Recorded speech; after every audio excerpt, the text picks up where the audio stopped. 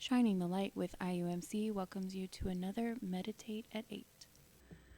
In yesterday's meditation, we learned that the measuring stick for faith is love, and our standard is no less than perfection, the standard of love set by Christ. But before we get discouraged and adopt a "I can never measure up, so why bother" attitude, it's time to factor in the greatest grading curve of all time, God's grace. The Apostle Paul discusses our call to love one another in Ephesians 4, 1 through 3. I beg you to lead a life worthy of the calling to which you have been called, with all humility and gentleness, with patience, bearing with one another in love, making every effort to maintain the unity of the Spirit in the bond of peace. Love is our calling, and love is seen in such qualities as humility, gentleness, patience, unity, and peace. But then in verse 7, we get grace. But each of us is given grace according to the measure of Christ's gift. Do you struggle with perfectionism?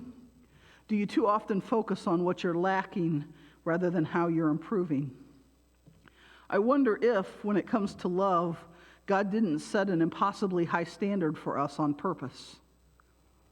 None of us will ever measure up to Christ. It's not humanly possible. So we must look outside of our human selves to find hope. The only way to meet Christ's standard is to call on Christ. Paul says we are given grace according to the measure of Christ's gift, and Christ doesn't measure by inches or teaspoons. Christ's grace is immeasurable and never ending, as Paul explains in Ephesians 2, beginning with verse 7. Now God has us where he wants us, with all the time in this world and the next, to shower grace and kindness upon us in Jesus Christ.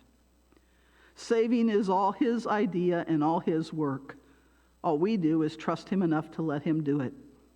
It's God's gift from start to finish. God isn't stingy when it comes to grace. He showers us with it.